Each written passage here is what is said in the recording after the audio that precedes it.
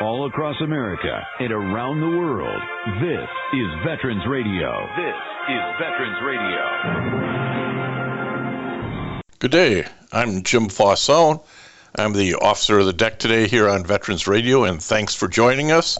We've got some interesting stories for you. We always want to remind you you can find more about Veterans Radio at its Facebook site or at the web, veteransradio.org, where we're on the web 24/7. You can find a lot of our podcasts there as well. We post new ones every Tuesday, so you can get a new story, a new interview, something you didn't know before by going to veteransradio.org. And before we get started, we want to thank our sponsors. First up, we want to thank National Veteran Business Development Council, nvbdc.org. It was established to certify both service-disabled and veteran-owned businesses. You'll find out how they can help your business by going to nvbdc.org. We want to thank Legal Help for Veterans. Legal Help for Veterans fights for veterans' disability rights all across the nation. You can reach them at 800-693-4800 or on the web at legalhelpforveterans.com. And finally, PuroClean. PuroClean is the paramedics of property damage. It provides water damage remediation, flood water removal, fire and smoke damage remediation, mold removal, biohazard cleanup. It also has a focus on veteran franchisees. You can learn more about them by going to puroclean.com. Today's interviews are going to be interesting. We're going to talk to David Brown, self-reported smallest SEAL ever. If you've ever been told you're too small, you're not fast enough, can't jump high enough, you're not strong enough, this guy's story is inspiring and you want to listen in. And then later we're going to talk to retired Major Susan Galvin, who was at the Pentagon on 9/11. She's a doctor, and she's going to tell us what their unit did that day. She ultimately received the Soldier's Medal for her efforts, even though she was in the United States Air Force. Interesting story, so listen in. We want to give you a little advance notice. We're going to have a Veterans Radio event on Sunday, September 28th, 2025. Radio on the River. We're doing a new location on Freedom River in Livingston County, Michigan. We want you to save the date. We're going to have veteran storytelling and guest speakers. We'll have raffle items, great local musicians and food. Also, uniquely, there's going to be an opportunity to fly in a UH-1 Huey from the Michigan Flight Museum, and maybe you can also win a free ride that way. But plan on supporting Veterans Radio either by buying tickets or sponsoring. Radio on the River. Contact us at dale@veteransradio.org or jim@veteransradio.org to get more information, but we'd love to have you come out, and we'd certainly love to have you sponsor. We want to welcome to Veterans Radio today David W. Brown, a Navy SEAL in the 1980s. We're going to talk about his life, though, because I think there's a whole lot of life lessons in there, and we love giving pearls of wisdom to our Veteran Radio listeners. David, welcome to Veterans Radio. Thank you for having me. I'm really excited to be being here. Well, the book is titled And Goliath. You get the inside joke on this when you realize his first name is David, and he's not the biggest, roughest, toughest guy you've ever met. So it's a David and Goliath story, and it's the subtitled The Littlest Navy SEAL's Inspirational Story About Living Your Biggest Life. It's really a good read, David, you were, from the get-go, your mom and dad, your genetics, you were never going to be a big guy, were you? No, I started off small and stayed small, and you know what? In the end, it's okay with me. Absolutely. It's all about a mindset, and it's really about, your book is not the typical how to become a Navy SEAL book or how to do leadership. It's really about talking about that kind of human condition and being able to be resilient and getting through things and being, persistent and determined, having determination. But those were skills, whether they were inbred, genetic, was it nature or nurture? Talk to us about your early years of being the littlest guy in every class. Well, I didn't know that I was going to be the littlest person going into even kindergarten or grade school. It just happened that way. And as I started getting older, and I advanced into the grades, the typical thing happens. And when you're the smallest person in the class, you get picked on. And I was picked on. And one of the very important moments in my life was when I ran home to my mom and I was crying, and I said, the kid's picking on me. What do I do? And she was a fiery Irish redheaded woman, and she picked me up on her knee and sat me down and said, nobody's going to pick on my little boy. And she made me make a fist and punch her hand, and I punched it. She said, now you punch, this is how you punch, you do this. And I did it several times. So I was like laughing. I'm like, yes, I'm going to stick up for myself. And you go and you stick up for yourself. If somebody picks on you, punch them right in the kisser. And so I went to school, and as you can imagine, I got in a fight with the kid that always picked on me. And we're third grade, so this is push and shove and punch this, and then nobody really won the fight. And we ended up becoming friends later on. But it was a big influence for me. And my mother helped me bring that confidence out that I could stick up for myself. It's not like I wanted to go out and get into a fight, but that certainly things worth having were worth fighting for. And that was the beginning, if you will, of how I started building my confidence even as a child. Yeah, you really at some point need, there's a couple of pearls of wisdom here. One is you need somebody who's got your back, right? In your instance, it was Mom. Mom said, it's okay to, let me show you how to throw a punch. And if you're getting bullied, fight back. So it's important to have somebody in your corner, and knowing when the second pearl of wisdom here is standing up for yourself, knowing when you've got to be the one, right? Nobody else is going to come to your rescue. You got to find it within yourself.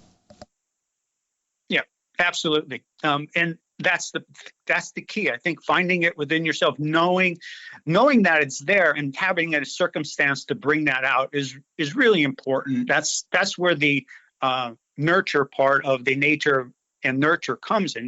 We all have abilities and skills that are inherent to us that we got from our ancestors. Your mother, your father, and all your ancestors bring all these qualities to you, and you just have to get out there and live life, and so you can experience and how to focus on those things and be a better person. Let me put some more context around this. You grew up in what I would call coal country in Wilkes-Barre, Pennsylvania.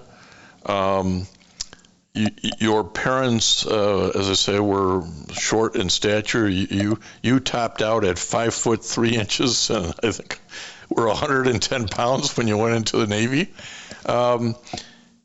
But along the way, before you got there, you had these experiences that both from your parents, maybe grandparents, that sort of started to shape your life. And there's an analogy that you use about sheepdog that I hadn't heard before that I thought was really helpful to frame this. Tell us a little bit about that. And that came from some research I was doing about why am I the protector? Why did I go into law enforcement? Why did I go into the military? And during my research, I came across a book called On Combat from Colonel Grossman. And in it, he explains how certain personalities exist in in our society, and one of them being a sheepdog. And the sheepdog is the protector. Now, the sheep don't particularly like the sheepdog sometimes, but you know what? They're willing to live with the sheepdog, and because they know the sheepdog is going to be there to help them if the wolf. And that's the other factor in society. You have the wolves that are going to prey on the sheep. So when you talk about the sheepdog personality of mine, that's where that analogy comes from, is from Colonel Grossman. And it's a great story. And I agreed. As soon as I read it, I was like, this is spot on. Because even today, now that, I've had a career in law enforcement, I'm known, even though I'm retired, I'm known as the unofficial sheriff of my neighborhood, because I'm the one who goes to the city council, and if there's something, a safety issue, I petition for it, and I rally my neighbors, and it's just part of who I am.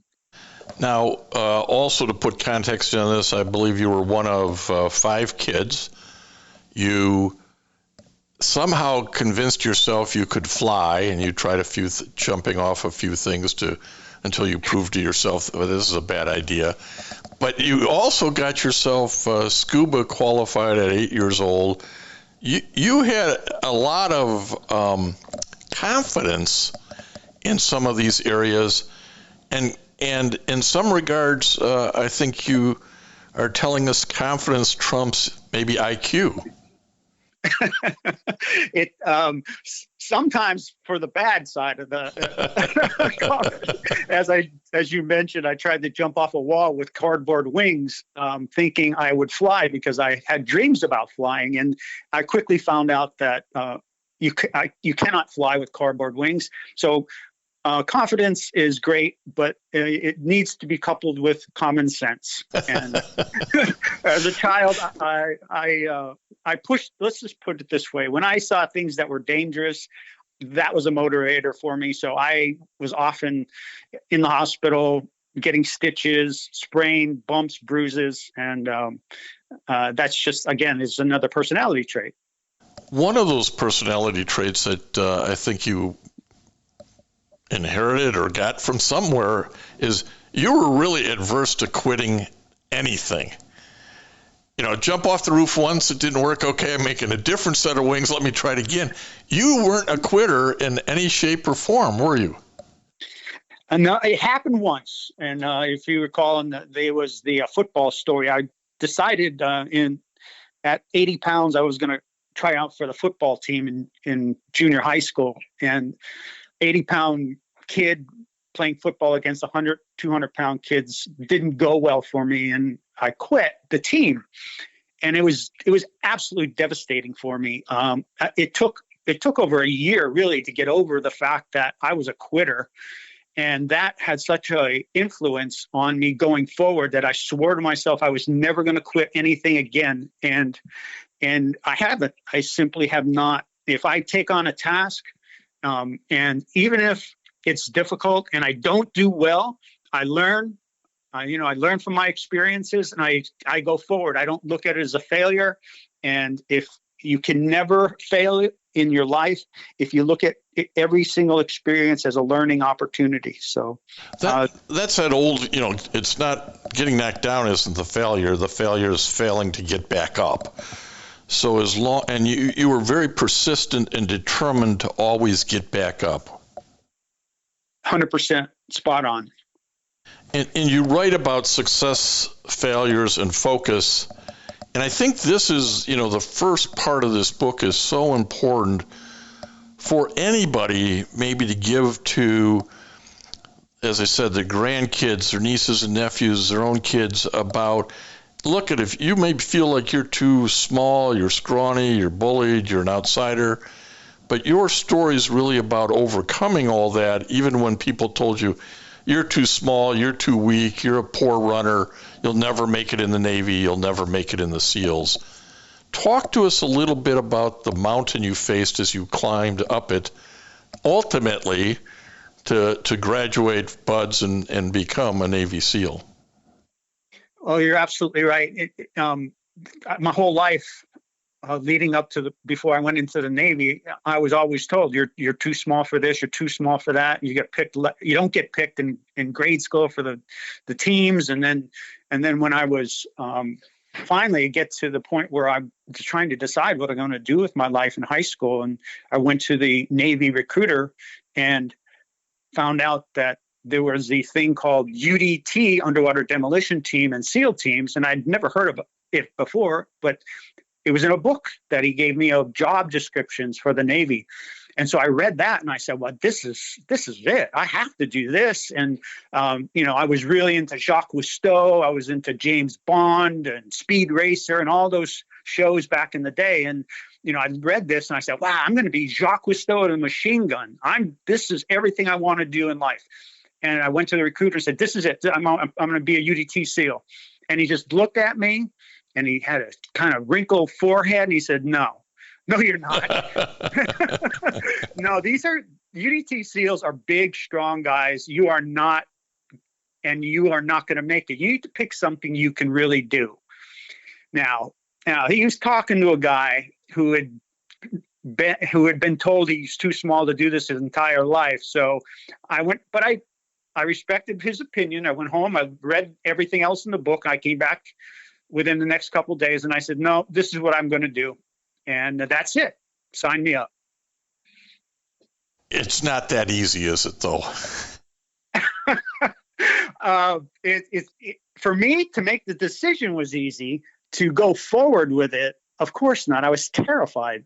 Here's the funny thing, or the interesting thing about why people don't do things is because they're afraid of the unknown and they're afraid of failure. And of course I was afraid of the unknown. And I've never been out of Pennsylvania. I didn't know anything about anything at 17 years old, joined in the Navy. And then I picked probably the hardest job in the Navy to do, physically at least. And I was afraid, but that's life. Everything is a challenge, and especially the things that you don't know that you can accomplish is even more of a challenge. But that shouldn't stop you. You have a phrase in here which I wrote down, and I want you to expand on a little bit about lost the battle within the prison of the mind. It's an interesting concept because it goes back to what you just said about being afraid to try something, because I've already convinced myself I can't do that, right?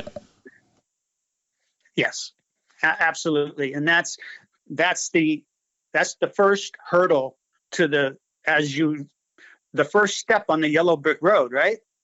You can't get to anywhere if you don't get that out of that, to get over the challenge in your own mind that there's a possibility that you could succeed. And there's plenty of examples I use, but for me, when I was, for instance, in going through SEAL training,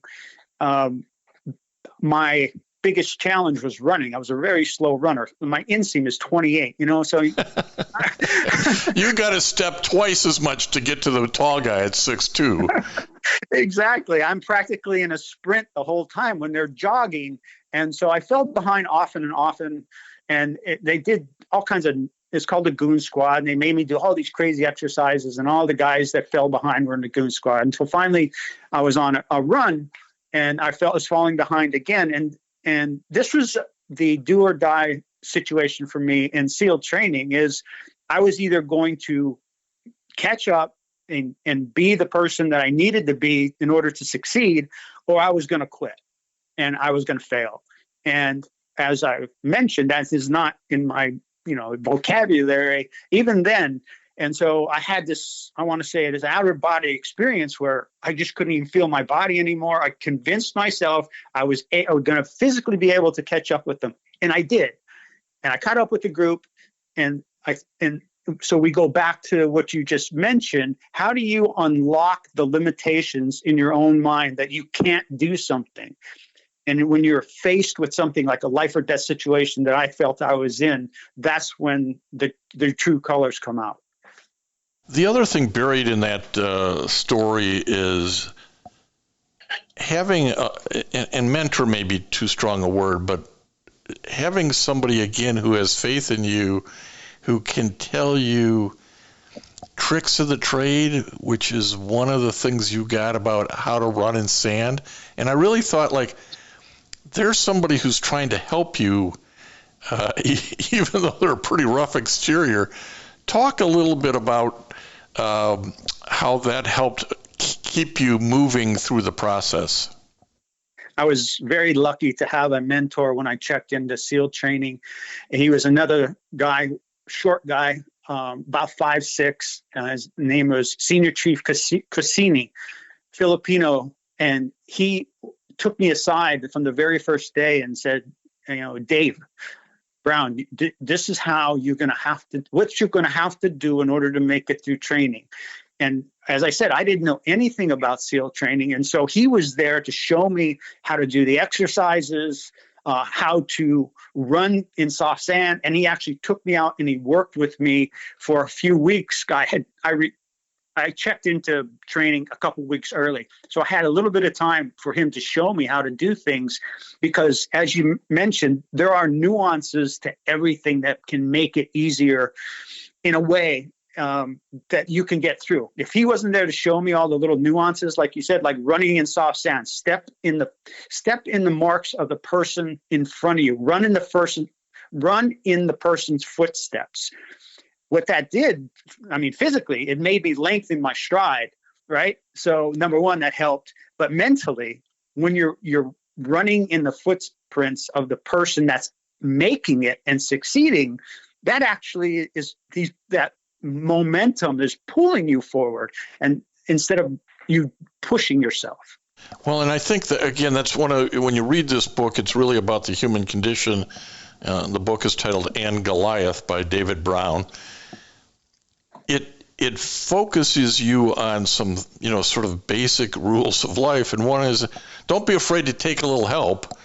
And there's always a nuance. There's always, the people before you have always learned a way to get through it. Glean some information to them, and your journey will be a little easier, won't it? Yeah, absolutely. And you're very lucky if you can have that type of mentor. And I tried to be that person throughout the rest of my career, helping the people that I hired and as special agents and investigators. And I always told everyone, even the first day I was hired them, I bring them in my office and say, look, I hired you because I feel you have the ability to replace me. And that's my job, is to make you good enough to be able to take my job. You have a couple of other phrases in here that I wrote down because I think they help everybody understand things. One was, bad never lasts forever. And that's important to link back up to the prisoner of the mind, right? The games that's going on inside your own brain, like, I'll never get through this, it's horrible, this is a bad situation, but it doesn't last forever, does it? No, it doesn't. And in training, BUDS training, the way you get through 6 months of hell is you break it down into what we called evolutions. And there were many evolutions in a day, some worse than others. But we always knew mentally that that particular evolution was going to end, no matter how cold it was, no matter how hot, nasty, wet, that when the clock reached noon or whatever, 1, 2 o'clock, when that time ended, the bad was going to be over. And we would survive that evolution. And then you went on to the next evolution and then the next one. But if you put them all together, it was this giant ball of drama that you could never get out from underneath, knowing that you were going to have to survive 6 months of what you were enduring at that moment. You had to know that it was going to end. And just endure the moment. Don't get too far ahead of yourself. And again, this is one of these life lessons on the human condition. Right now may not be great, but don't let your mind spin out so far out you can't get through it. You've got to get through the evolution, as you talk about. Suck it up and get through the evolution. Now, we're going to run out of time, and this always happens to me because I really enjoyed this book and all the little wisdom in it. But you were in the SEALs, you were in the Navy for, I think, about 7-8 years. You then went into law enforcement. You were a special agent with the National Criminal Investigative Services, NCIS. You were I'm sure you must have been Mark Harmon's inspiration for the popular TV show. If you could have only got the royalties, right? You then left NCIS and took a leadership position at the Environmental Protection Agency's Criminal Investigative Division, or CID. So from a scrawny little kid in Pennsylvania, this isn't a life you could have ever imagined, was it? No, not at all. When I got out of the Navy, I remember saying, if I could just make $30,000 a year, I would be set and I could retire. And now it won't buy a car. I said to myself, I'm going to get my college degree when I was in the Navy, and I did. I went to night school and I got my degree, and I was going to get out of the Navy and wear a suit and carry a gun, was what I used to say.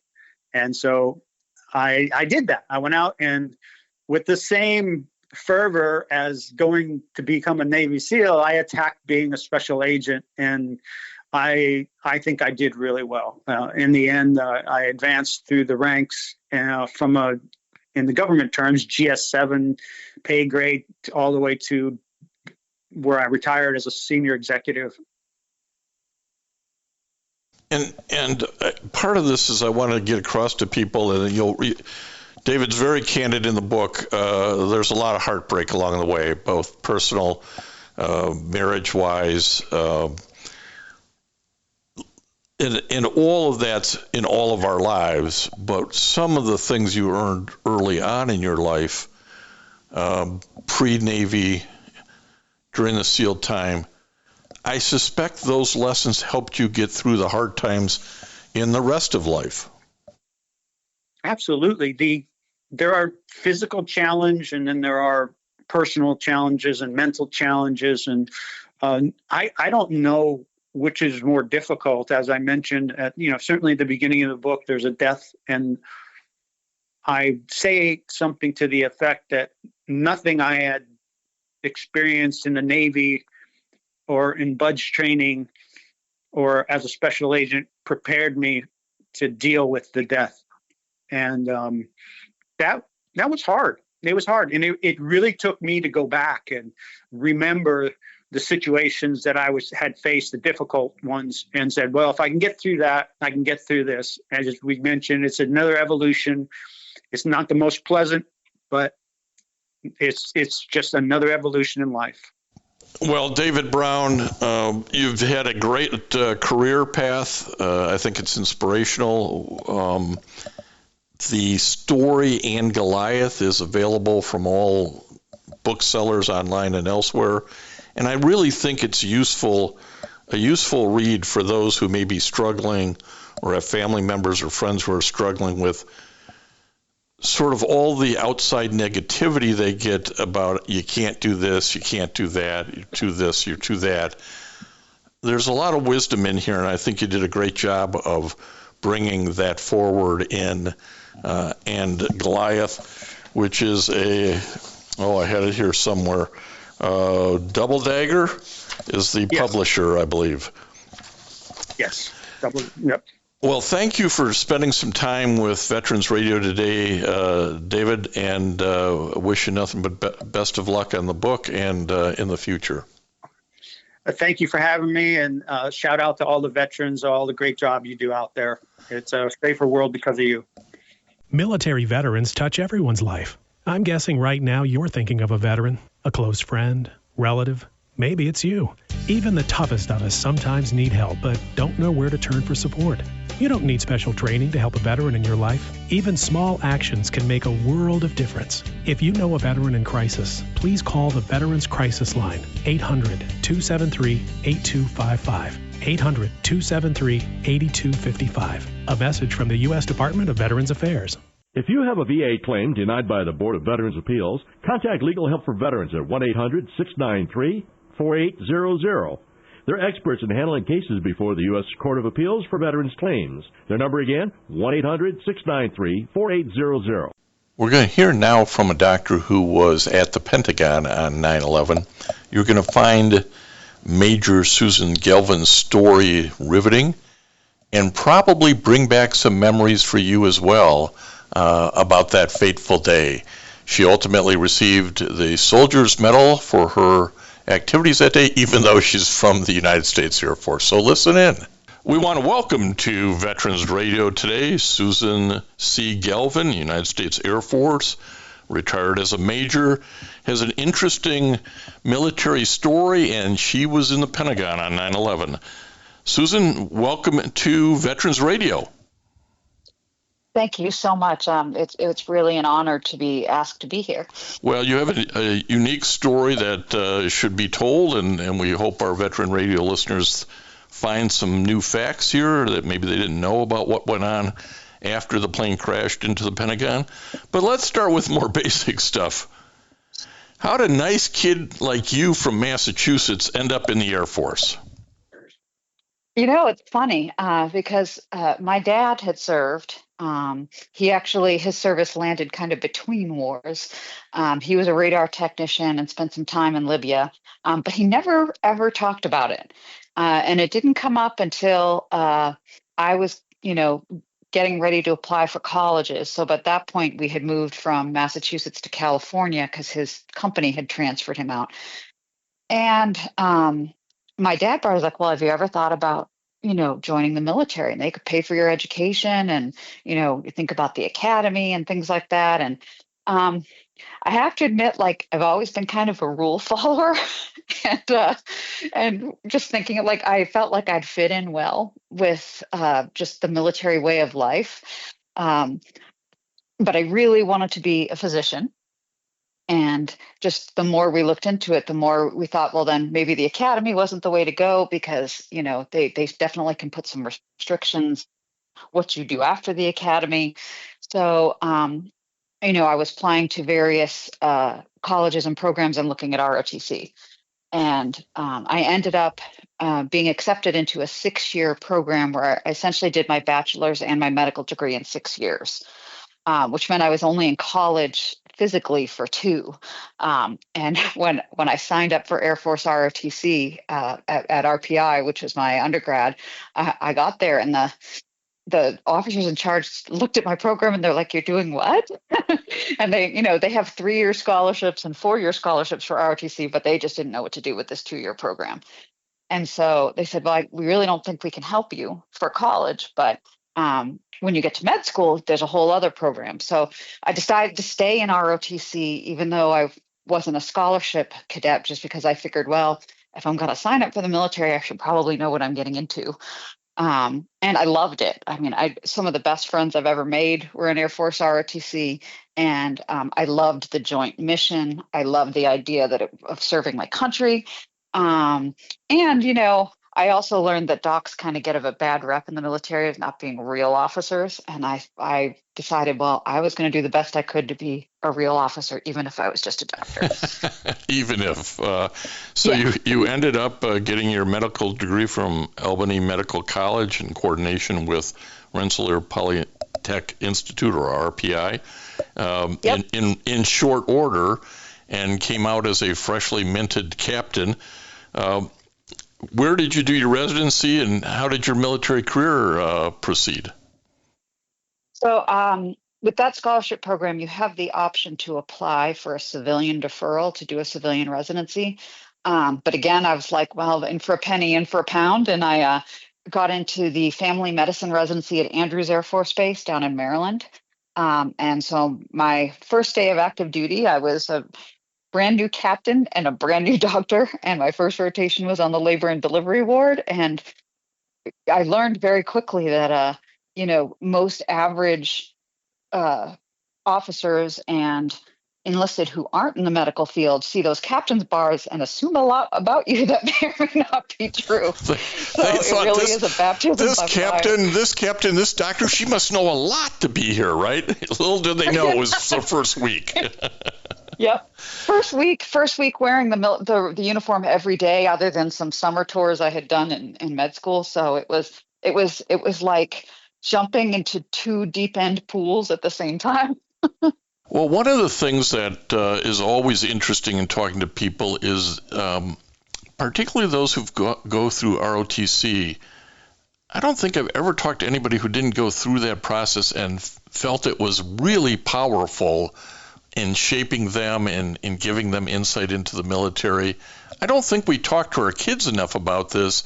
Was ROTC something that your dad pushed, or just something that you saw as, hey, I'm interested in this field, I'm going to get in knee deep?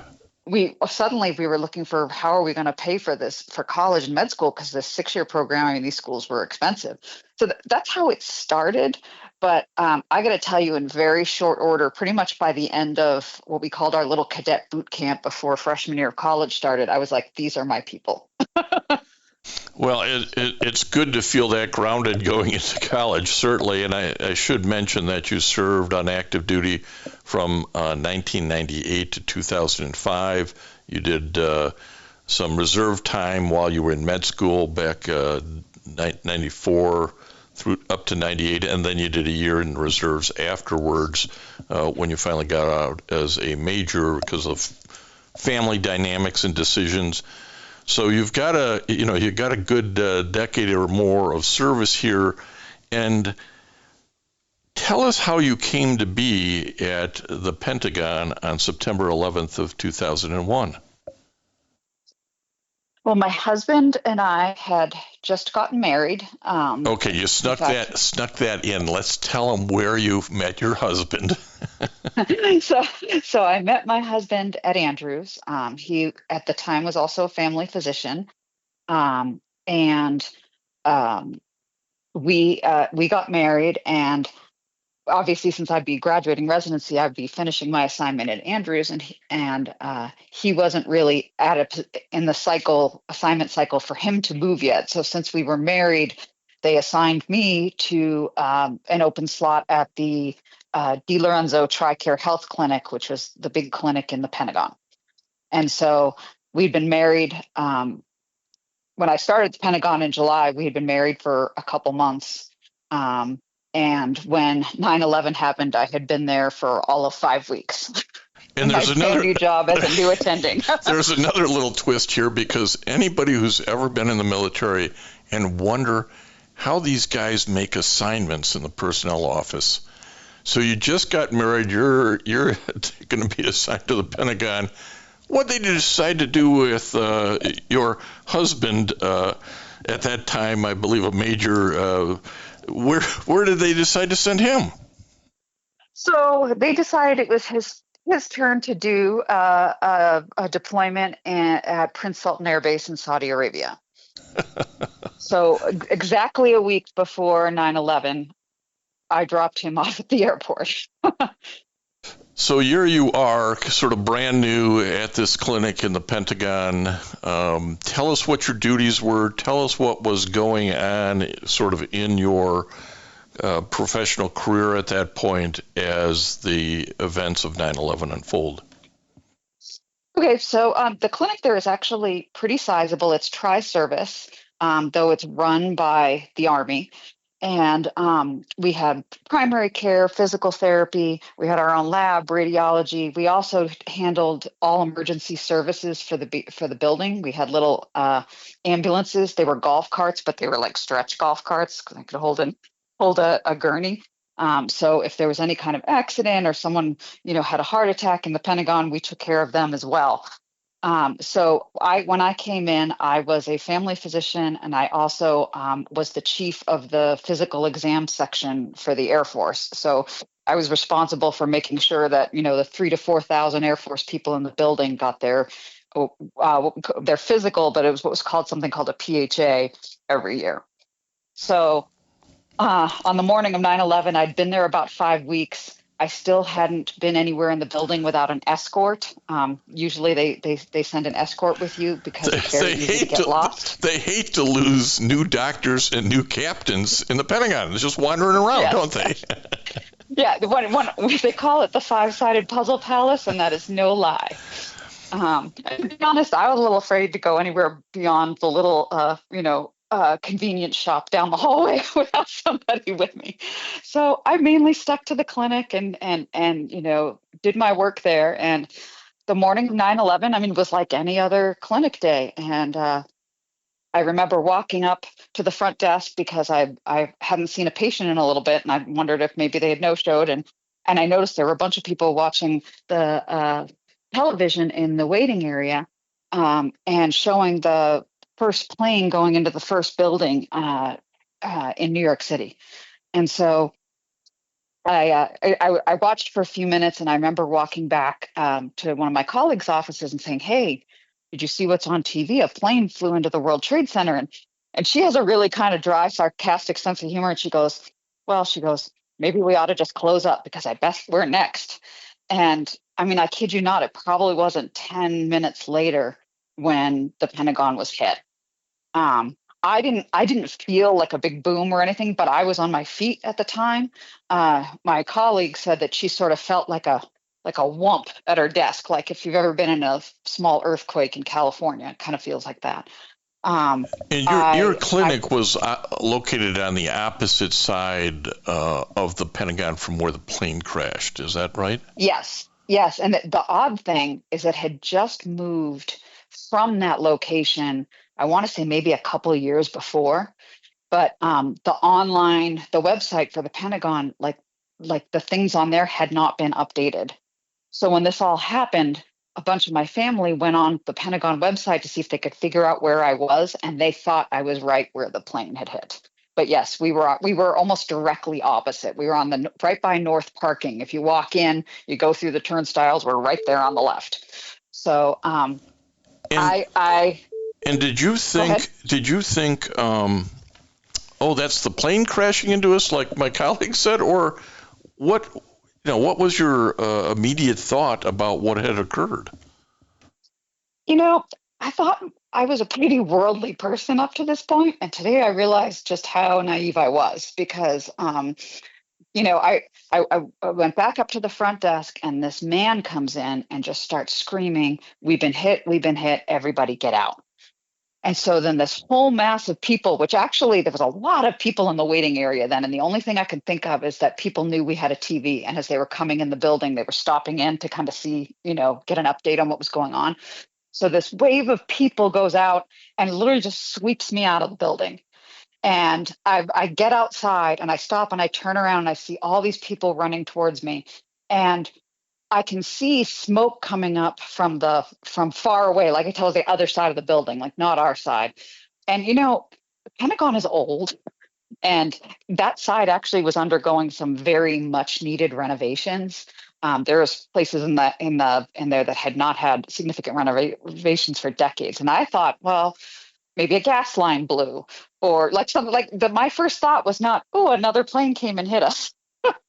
Well, and I think all of us watching this, I know I was watching it on TV as it occurred, that first plane, you thought, well, how dumb is the pilot? I mean, I'm not sure we as Americans necessarily quickly equated it to an organized terrorist attack. Did your mind ever get there that day, or was the chaos and the medical needs just so overwhelming, it didn't matter why it happened? Well, I think we all got there pretty quickly, and I think, to be honest, most people faster than me. And a lot of rumors started flying because I was outside for maybe 10 minutes right after we all left the building there, and you'd hear these things. Oh, I heard that there was a bomb at Camp David, and there was a car bomb at the Capitol, and so I think by then most people had, after the two planes in New York and this one, had moved into, oh, this was not a series of very unfortunate events. This was planned. But then at the same time, you're like, well, it doesn't really matter. Like, I'm here now, and there are people that are hurt, and we just got to do what we have to do. You said initially you're outside for about 10 minutes. Yeah. At what point and how does it happen? You say, I got to go back inside and help folks. Well, I mean, I think after the initial confusion, like I didn't see a lot of people from our clinic. There was one of the nurses, and we had a nursing student with us, and I didn't have a radio or anything. And I learned at that point that normally every day in the clinic, we had something called the emergency team in case something happened in the building.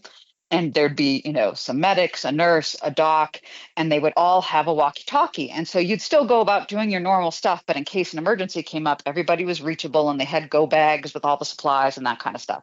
Well, I didn't have one of those radios because I wasn't on the emergency team. They didn't make me do that duty until I had gotten my feet a little wetter there. And then one of the other medics was outside and ran up and handed me his radio. And it was really a cluster of all sorts of people talking, but I realized that everyone was still back in there. So I said, well, if that's where we're going, we'll go back in the building. So I went back inside. And the first place I stopped was the clinic. And it was like, I told this to Mr. Sterner, it was kind of like MASH. Like the waiting area was just people on the floor and they were trying to start IVs. There were people with burns. There were people with injuries.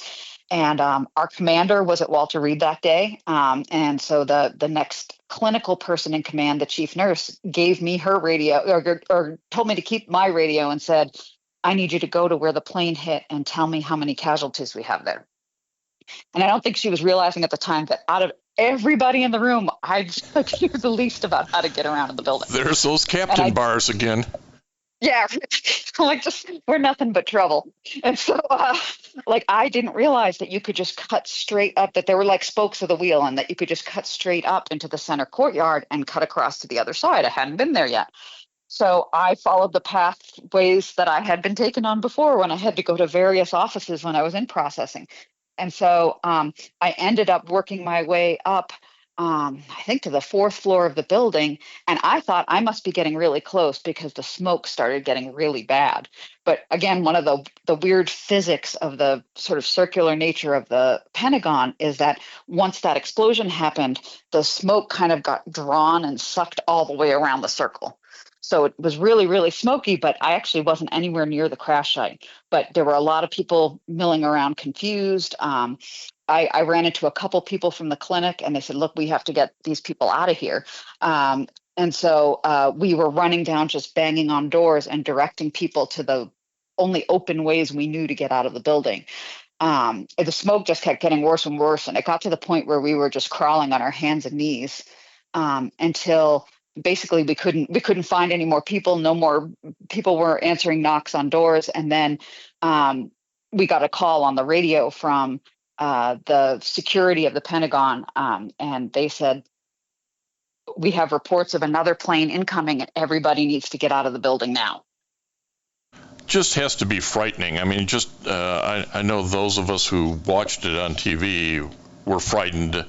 But to be on the ground, to smell it, to breathe that smoke, to see people who were injured, it just had to be frightening. And I guess I'm wondering how it struck you in the moment.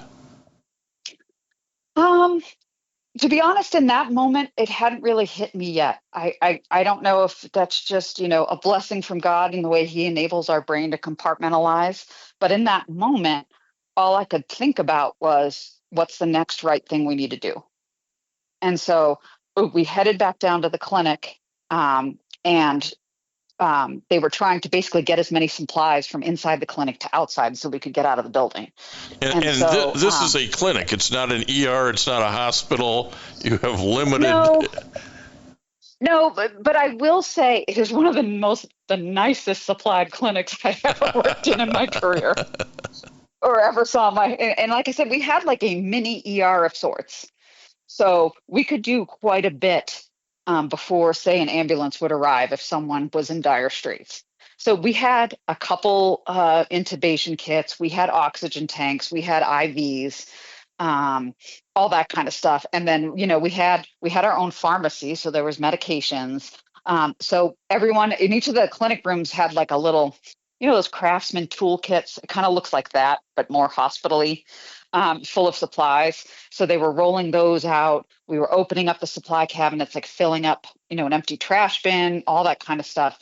So everything, and then we just got outside and out in North parking, there were quite a few wounded out there already.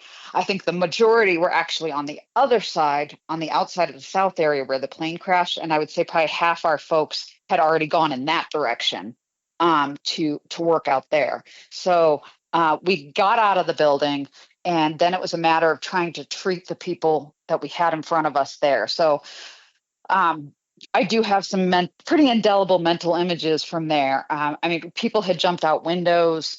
People, had been thrown into walls by the blast, and then just smoke inhalation can be so deadly very quickly.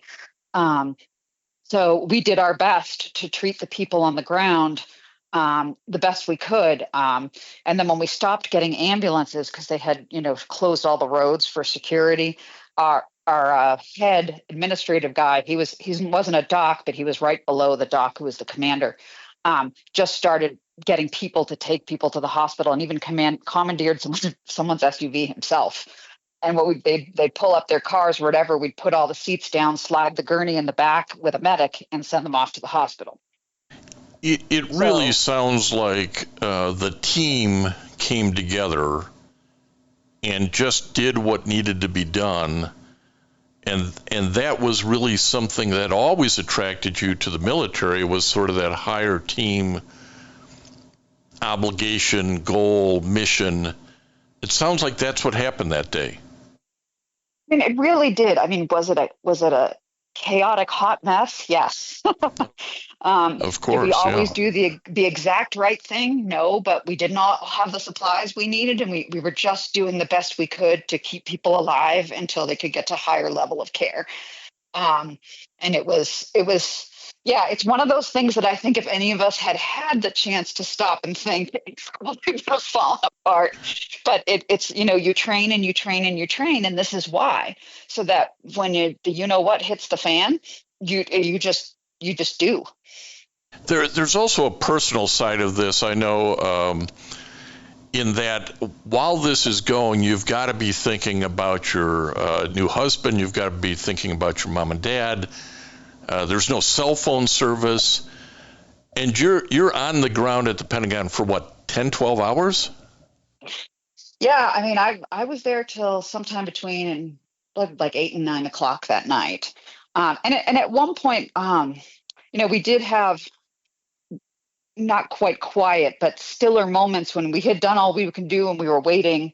And it did occur to me, I'm like, I don't know what my parents know. And at this point, because all we knew was that New York had been attacked, we had been attacked, and there was another plane in the air. Like, I'm like, I mean, did World War III just start? Like, we had no context to put all of this in.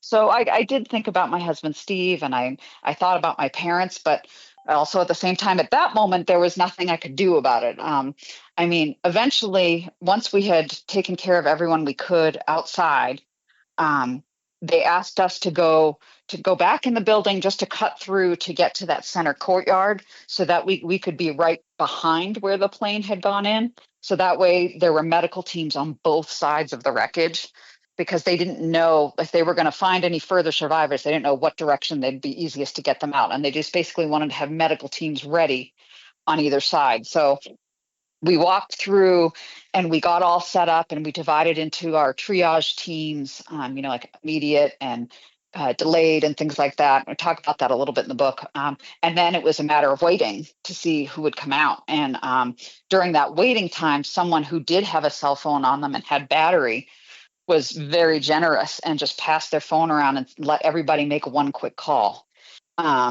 So nobody could get through long distance, though. Multiple people tried, and it was just completely jammed. And it's going to show like the times, but I happened to have my Palm Pilot in my lab coat pocket, and it had my. You're dating yourself, yeah. I remember thinking, that was like the height of technology. I had my church's phone number in it, and we were getting some local calls through. So I called my church and talked to my the church secretary, who was a friend of mine, and I gave her my parents' phone numbers. And I said, can you just please keep calling until you get through and tell them I'm alive, and ask them to email Steve in Saudi and tell him I'm alive, because I think that's probably the fastest way we can get word to him. So I got to talk to her, for like 5 minutes, and then I passed the phone on to my boss so she could call her family. And so I did get that chance to put word out. But my boss was a rock all day, and she, my direct supervisor, and she's like a sister to me now. And but when she managed to get her sister on the phone, she started to break a little bit. And I realized I was actually grateful that I couldn't get a hold of my parents, because I think I might have been done after that. You can hear the rest of the interview with Dr. Galvin on the Veteran Radio podcast that we put up. She goes on to talk about her faith and how she got through all this. Interesting story, as I say, from somebody on the ground.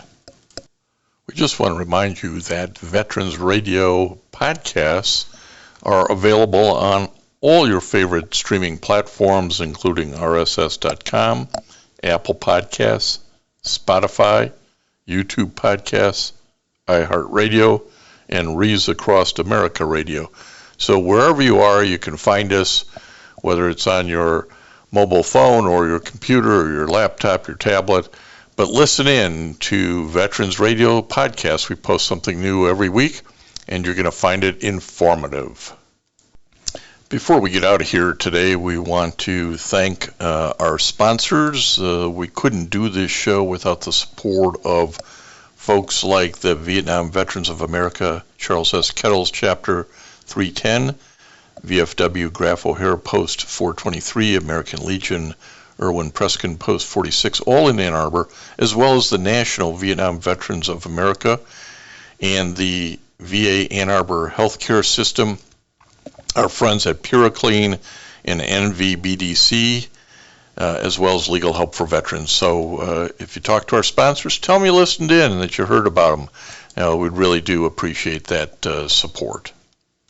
And until next time on Veterans Radio, when Dale will be here, you are dismissed.